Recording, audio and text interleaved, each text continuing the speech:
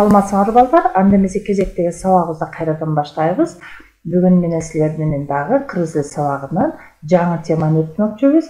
Ал темабыздын аты окуучунун бир күнү деп аталат. Ana окуучунун бир күнү.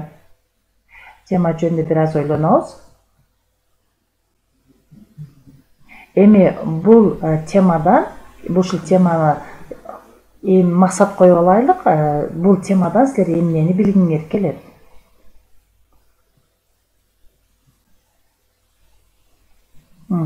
Жакшы. Анда эмесе, балдар, менин бүгүн ушул теманы силерге өтөрдөн максатым бул окуучунун бир күнү деген эмне экендигин талдайбыз. Окуучунун бир күнү деген эмне экендигин талдайбыз. Өзүңөрдүн күн тартибиңерди уюштурганды үйрөнөбүз. Кыргызча так жана туура сүйлөгөндү, жазганды үйрөнөбүз. Азаматтар, анда эмесе бүгүнкү числону жазып алгыла балдар, 6 апрель дүйшөмбү. Деттериңерди ачып, бүгүнкү числону жазып алгыла, 6 апрель дүйшөмбү. Анда эмесе жаңы сызыкка бүгүнкү теманы жазып алгыла балдар, окуучунун бир күнү. Окуучунун бир күнү.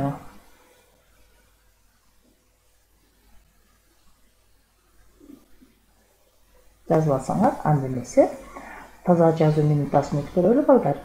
Азыр деттериңердин жаңы сызыгына мен сөз айкаштарын айтам, ал сөз айкаштарыны сулуу кылып, ар бир тамганы элементи менен туура жазып койгула балдар. Анда эмесе биринчи сөз айкашыбыз бул эрте турам.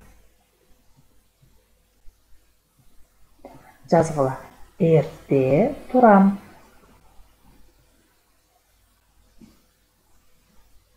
Кийинки сөзүбүз жардам берем.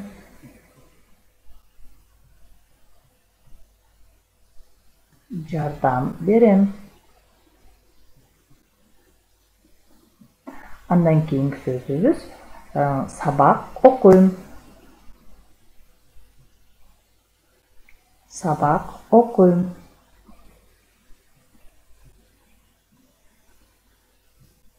Жазып койсоңор, анда экрандагы сөздөр менен салыштыргыла балдар. Эрте турам. Жардам берем. Сабак окуйм.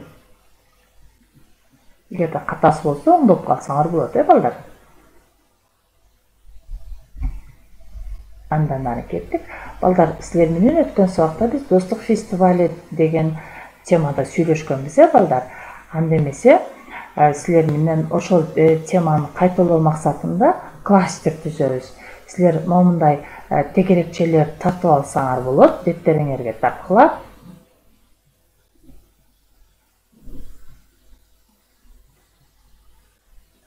Силер менен мурдада кластер боюнча иштегенбиз, балдар.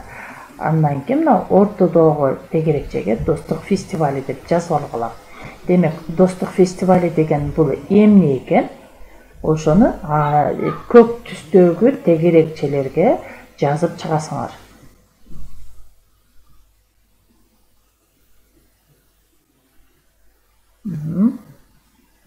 Достук мында Арулуттун келген балдар өздөрүнүн эмнелерин көрсөттү. Фестиваль учурунда Арулуттун балдары өздөрүнүн эмнелерин көрсөттү. Жазып койгула тегерекчелерге.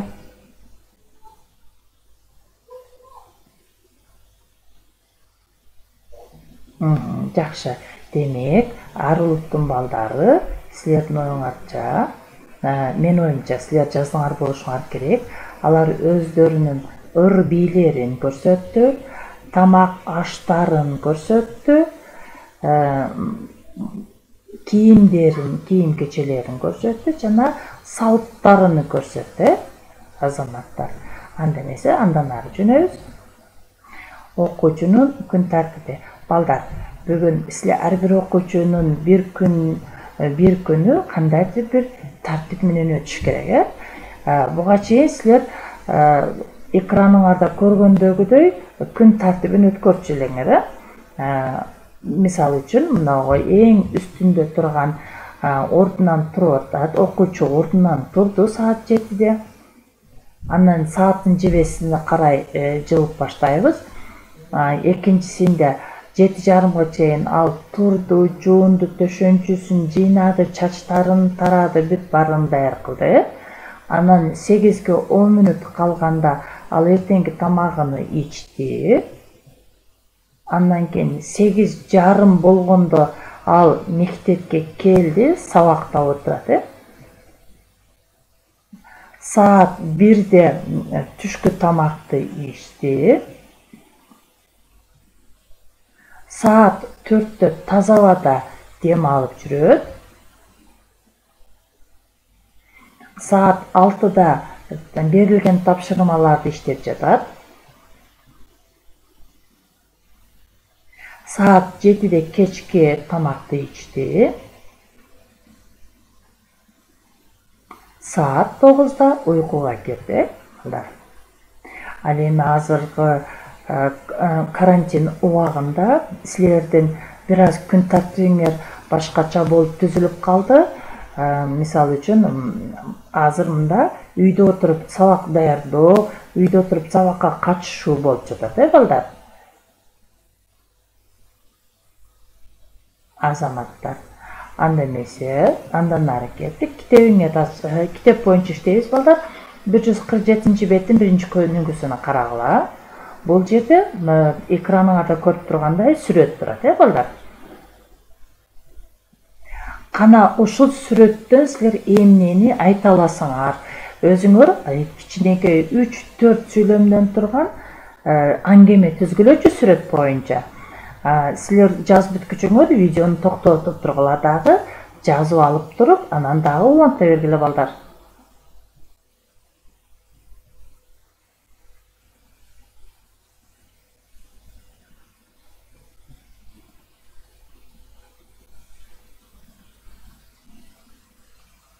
Жакшы, анда эмесе 147 беттеги 2-көнүгүүнү карап көргүлө эми.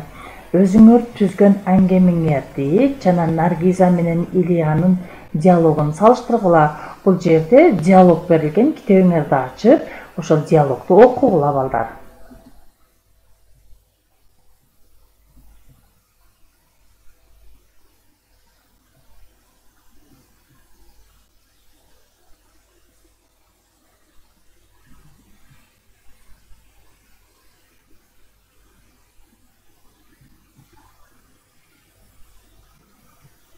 Анда окуп бүтсөңөр, анда суроолорго жооп бергиле, балдар. Булар кимдер? Жакшы. Алар эмне кылып жатат?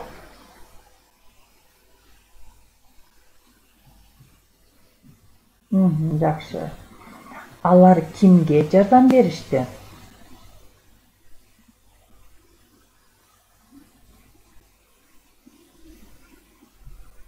Жакшы, азаматтар. Анда эмесе, балдар, аңгемеңер салыштырып бүтсөңөр, эми сылык сөздөрдү жазабыз, балдар. Сылык сөздөр дегенди баарыңар жакшы билесиңер, вежливые слова. Алар кандай болушу мүмкүн? Кош келиңиз, саламат болуңуз, чайдан ичиңиз.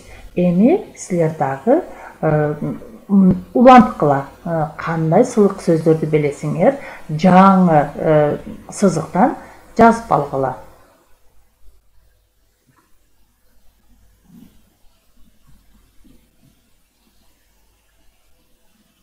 Экранда көрүнүп турган сөздөрдөн башка дагы сылык сөздөрдү улантып жазгыла.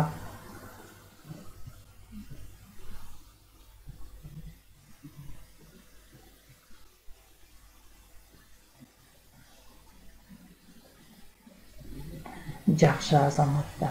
Анда эмесе жазып койсоңор, бүгүнкү сабакты бышыктайбыз, балдар.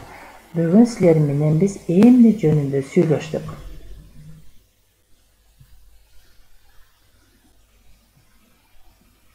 Жакшы. Бүгүн биз силер менен окуучунун бир күнү жөнүндө сүйлөштүк. Күн тартип деген эмне экен?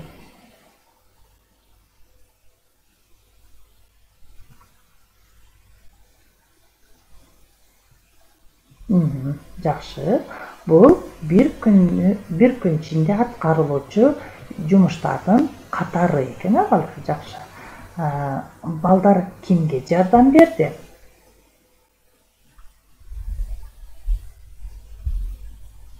Жакшы. Балдар чоң энеге жардам беришти.